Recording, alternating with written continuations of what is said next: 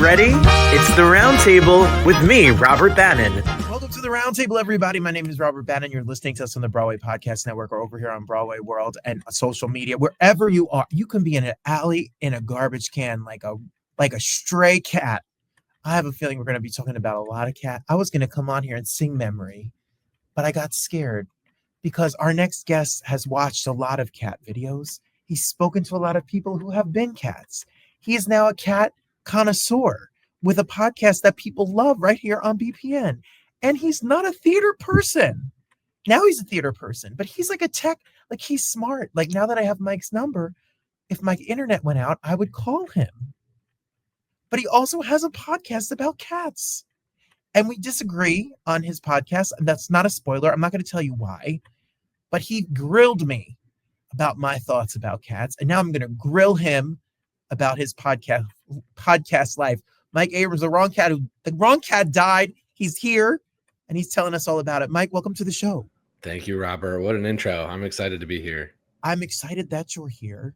And I think I was accurate-ish in your intro that you have no desire to tap dance on a stage and sing a giant ballad. None. I have no interest in acting, performing.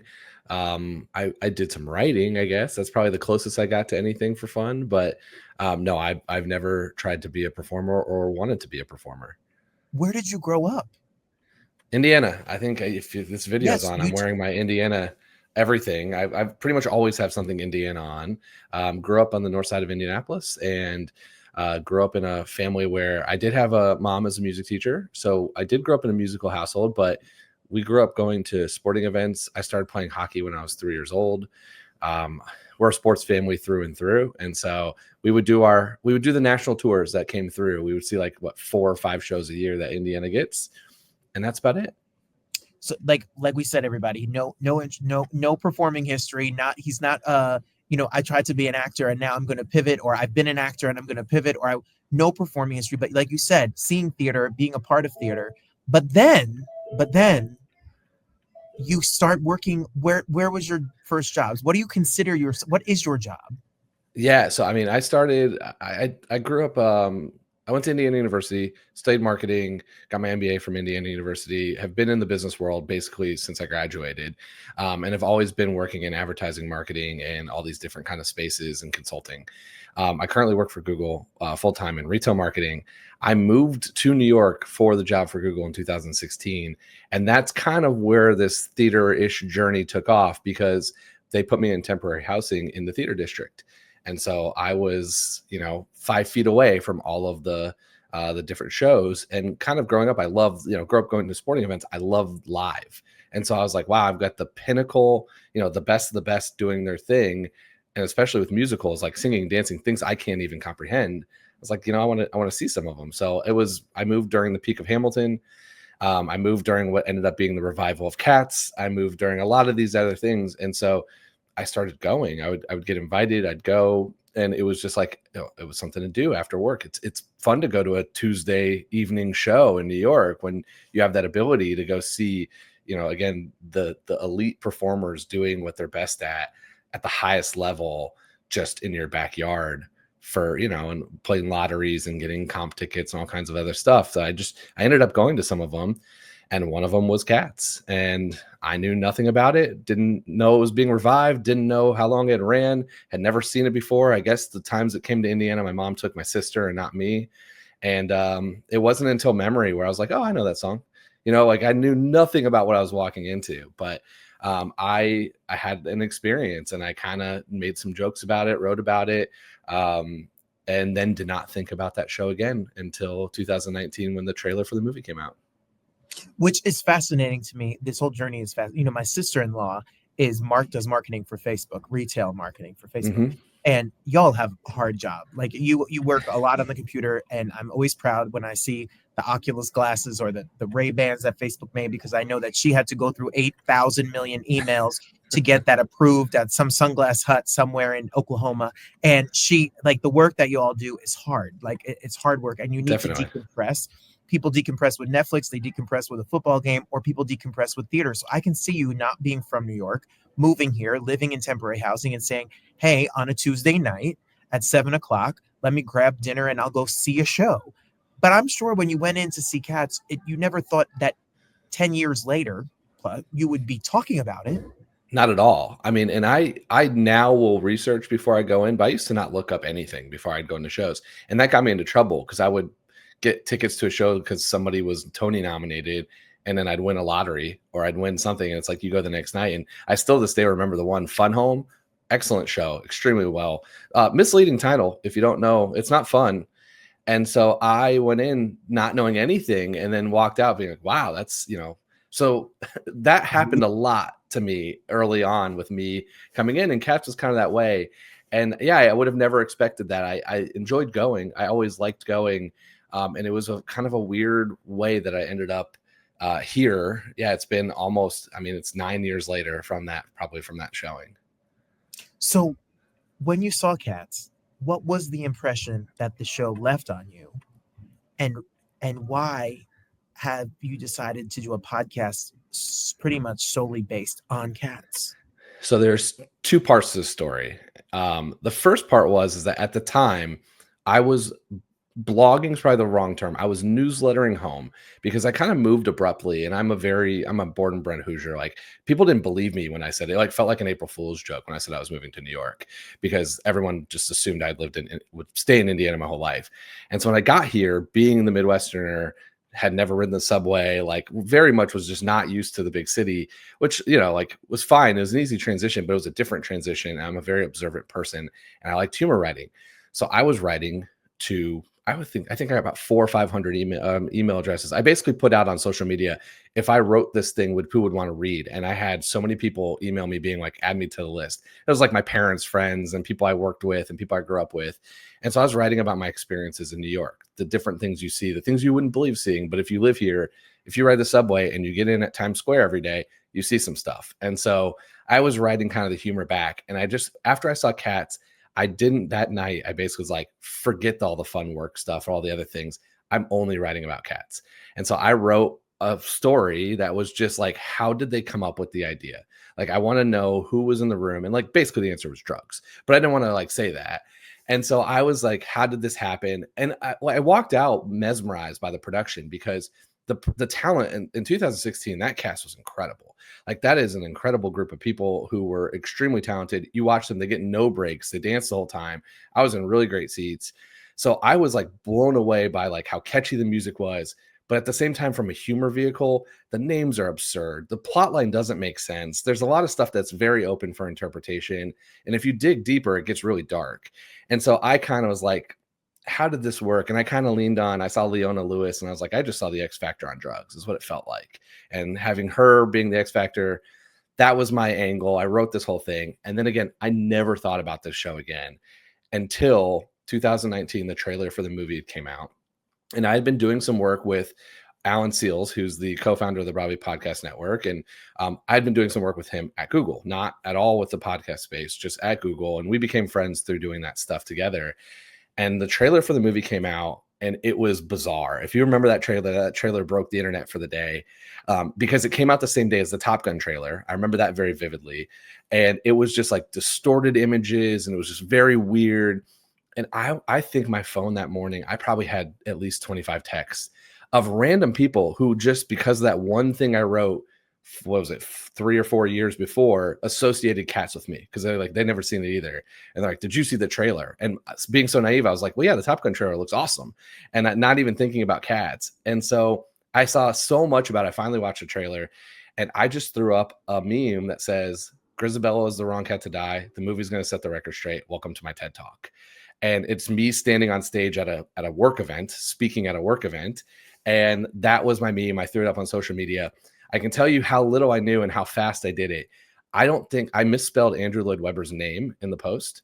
I don't even know if I got Grizabella's spelled right. Like, I just was like, what's a thing? And that was kind of like my punchline. And then I forgot about it. And then a couple hours later, I came back, and Alan had commented and said, he just started the BPN at that point. And he was like, hey, that's your podcast, The Wrong Cat Died. And I sat with it going like, that's kind of funny. How do we do this? Could we make this fun? But at that point, I couldn't have named you any other cats besides Mungo, Jerry, and Rumple Teaser because they sing their name 1,000 times. That's the only one I remember from walking out of the show. And so I was like, I don't know if I could do this. Like, I'm not qualified to do this. And we decided to go for it. And so I worked with Alan and created the podcast. And I originally agreed to 10 mini episodes. It was going to be a mini series leading up to the movie. 10 episodes where I was going to research the cats from my perspective as someone who only has the 1998 video on YouTube as my source material and all the stuff I could read on the internet, which is a lot. And I was going to give my interpretation of the cat and why I think they're more worthy as Grizabella. And that was the original 10 episodes, which are still there. And I've done a couple more. If you go back and you can hear like, I'm learning this as I'm going. If you hear episode 3, I probably don't even know who episode, like the characters. I did them in order by the songs. So I just did them straight in order by the songs that they sing. So I'm like, by episode 3, I couldn't have told you anything about Mistopheles because he's later in the show. And so I was progressing my way through week by week with Alan and writing, a 10-minute episode as my way of analyzing and kind of putting some parody on this show. When did you realize then that those 10 weeks, okay, so you're early on BPN, you know Alan from work. Alan starts this, and hey, Alan Seals, I call him my podcast boss, podcast daddy, Alan Seals. So he says to you, okay, do this. It's like a joke. It's a gimmicky thing. You're not a podcaster, nor are you a theater nerd. You're just literally like have this random fluke thing that's funny. And then the movie's coming out. So it makes sense. There's a Broadway revival. The movie's coming out. The movie's a big budget. It looks a hot mess. People are going to make this a water cooler moment. And then the movie comes out. Yeah. And becomes a whole thing. And then when was the decision where Mike was like, I'm going to do more than 10 episodes? Yeah. So it was in the beginning, Alan and I set out, I was like, I'm convinced Alan was using me as the in their sales pitch to like why the BPN, because in the early phases there was probably 40 or 50 shows at the time on the BPN still, and this was pre-COVID, so we were doing happy hours and all this stuff, and I'd walk in and you'd have like Elliot Maddox, who was at the time was in Beetlejuice with his green hair, and then you'd have Ken Davenport, who's this like extremely successful investor, and every time they would talk about the BPN, they would talk about that like performers having like Carrie Butler having her stuff with Josh Lehman, having their stuff with other performers that they know, Ken Davenport talking about the business of Broadway. And then it was like, and Mike over here who thinks Grizabella was the wrong cat to die. So I'm convinced I was just the like other end of the spectrum for them, that it was like, this is the range we have. But it was a fun concept and a funny idea. And so I was kind of sticking with it. I only had 3 goals when I started. One was I wanted the Broadway community to like understand the joke and enjoy it. I wanted somebody not in the Broadway community to not get it and get mad. And I wanted to go to the opening, or I wanted to go to some version of the opening, which we didn't get to go to like the opening of the movie, but we ended up going to like a journalistic version of it, which was still super fun. I did have all 3 happen. I did have somebody get really mad at my cavity episode, which was great. And then they just totally missed the joke. And then I did have mostly Broadway people saying like, oh, this is funny. I love the idea. So I loved it. But I think it was Gus. It was maybe probably 4 or 5 episodes in, somebody from 2016. There was actually a touring person who had reached out about other stuff. And then somebody from the network was like, well, I know a couple people from 2016 Revival. Do you want to interview them? And I was like, absolutely. So we started doing these as bonus episodes where I would kind of be like, okay, I just researched your character. Answer my questions for me. Like, tell me what I've got wrong. Tell me. So one of the first ones I had was Christopher Gurr, who was Gus. And I was like, why not Gus? Like, this is the logical answer to why not Grizabella. And so he came on, and I had so much more fun interviewing these people live, and asking them questions and throwing theories out at them and being like, well, why didn't you think about this? Did you ever play it like this? And there were some too, like I had Tyler Haynes pretty early on, who was the Tugger. And in the, like some of the research I was doing, there was this whole thing about Tugger and Skimbleshanks, and they're like, do they like each other? Do they not? And then one person called out, was like, well, there's a fan theory because of the 2016 Revival. And I was like, well, I can now go ask him and answer that fan theory. Like, I can go ask, is this true or not? And so it was really fun for me to start like angling into all this stuff I had read that I knew nothing about, or all these things I had thought about, and was able to ask the people doing it. And after I did probably the first 4 or 5, it kind of snowballed to where they're like, oh, you should talk to this person. You should talk to this person. And they would start introducing me. And so instead of me having to be like, hey, do you want to come on and talk to me about cats and this weird, like they had no idea if I'm some just weird, crazy fan or what the angle was, but they would meet me, realize that this is fun and entertaining and humorous and lighthearted. And then when we finish talking, I'm not going to sit there and just pepper them with cats questions and theories. We're going to talk about whatever else in life, because that's generally what I'm talking about most of the time. I think people had fun, and then it's really kind of snowballed and continued. And I'm now 200 plus episodes in. I've met a lot of people. I've had regional productions come up to me with directors. I've heard of companies for regional where they're listening to the episodes as research for their characters. I've just had all this like stuff. It's taken a life of its own. You are now one of the go-to places for all things cats, Yeah. And you're here at the right time, because you saw the revival. It's now Cats is now and forever, people. Now and forever. That commercial was my childhood, here in New York.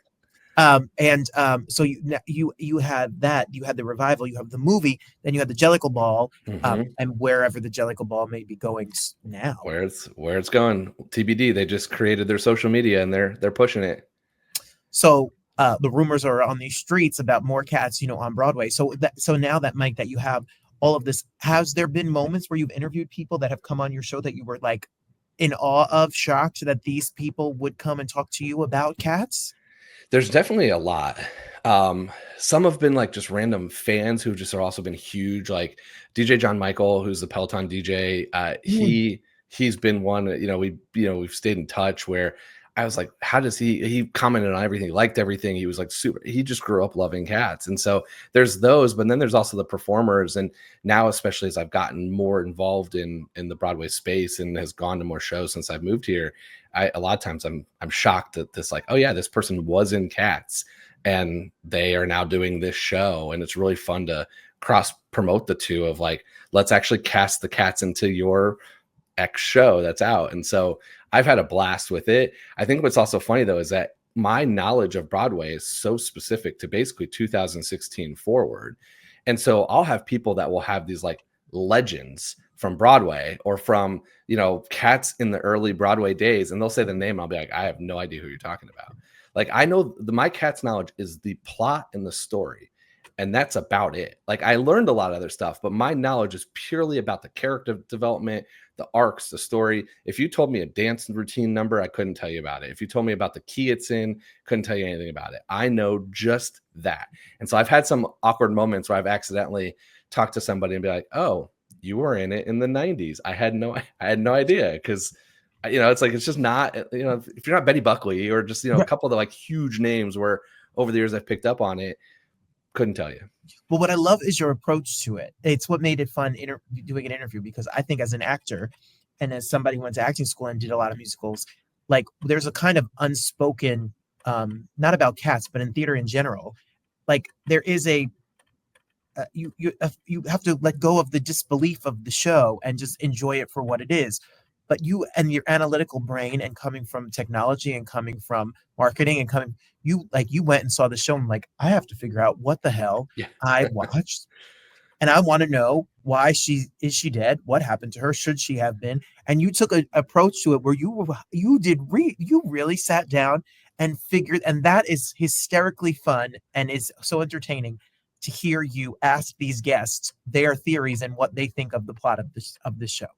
It's fun. I grew up loving sitcoms. I still love sitcoms. And that's kind of where my brain thinks that way, which is where you have your A line and B line. And then at the end, A and B come together and there's some fun kind of connections that tie the two. Cats gives you none of that. Right. And so that's where I'm kind of like, what is my A line and B line, or what is so I tried to add my own version to comprehend it, because that's the way my mind works. And it doesn't exist. So it's fun to ask people about that. Did they think about that? Do they think about those things? Because and on one hand, it's like I'm thinking about it from the acting character development side. On the other hand, they got to go out there and dance these numbers and sing and hit the marks and not kick their, their friend in the face when they're doing a turn. And so a lot of this stuff is like they've never thought about it, and they shouldn't, because it's not necessary in their world. But it's really fun for me and the super fans who have tons of theories. And honestly, there's a lot out there on the web. Like I now have added to the lore myself, but if you really go, like, the super fans, first of all, they're hilarious. Like, they're very creative and clever people. There's some amazing Cats artists too. Like, they are very talented people in this space that are Cats fans, like cosplayers, artists, writers. There is an entire like fan fiction site I found when I was doing it for the Mistopheles episode, because I was really looking for the Tugger Mistopheles story, and it's like all the fan fiction. I found like hundreds of, if not thousands of stories. And these aren't just like, oh, I wrote, a couple paragraphs of a story. I found one that was almost 30 chapters. It was like 15,000 words. I mean, it was like a book. Like, if you print it out, it would have been a book. And I read some of it, and then I was like, I have a life. I gotta put this down. But it's crazy. I mean, there's a lot out there.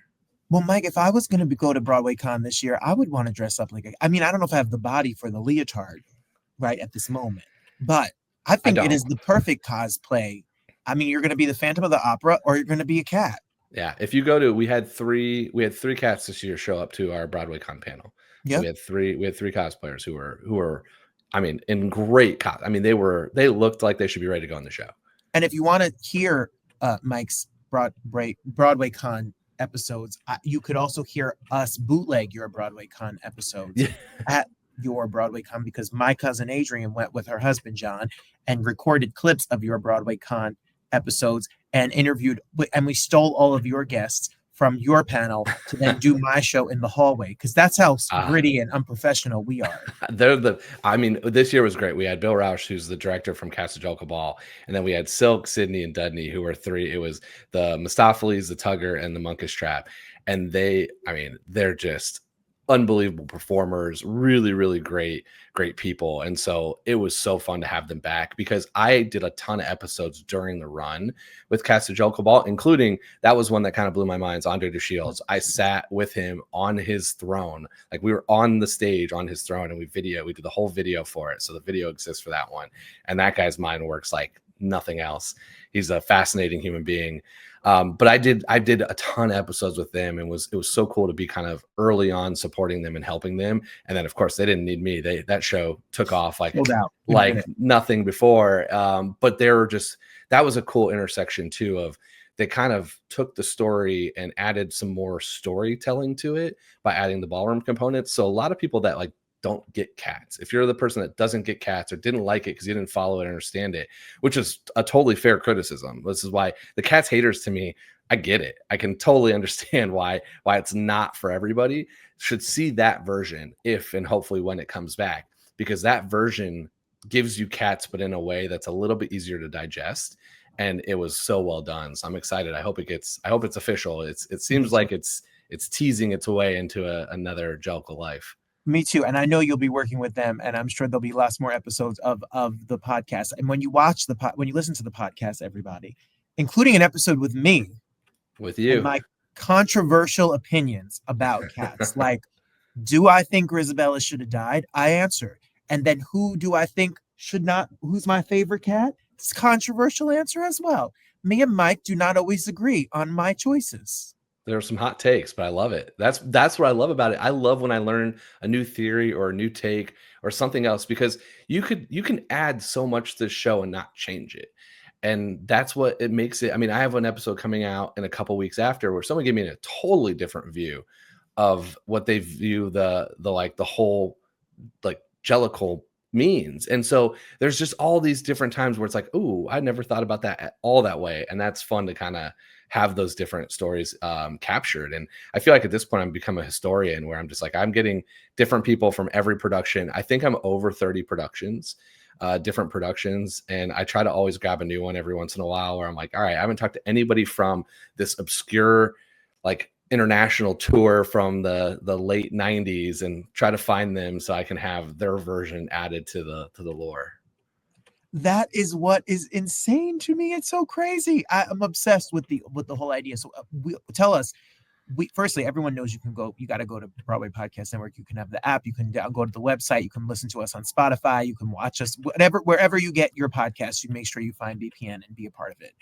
Secondly, when do your episodes come out? So usually every Tuesday or every other Tuesday, just depending on, I take some weeks off depending on my personal busy work life, as you mentioned. Yes. But yeah, I'm the Wrong Cat Died. I'm the Wrong Cat Died on every social media channel.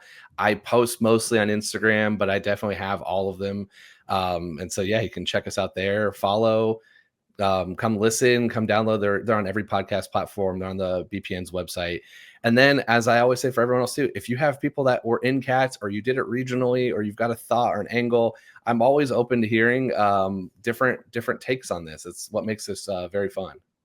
And I know that sometimes you said to me behind the scenes, like, Cats fans are very serious. So like this is in love, and I said to you, the music in this show is iconic, and the work that is done in this show is iconic. And we have a deep conversation about Broadway, my introduction to the show, and then also the movie and our takes on that and the Jellicle Ball. So it's for everybody who loves Cats in any iteration.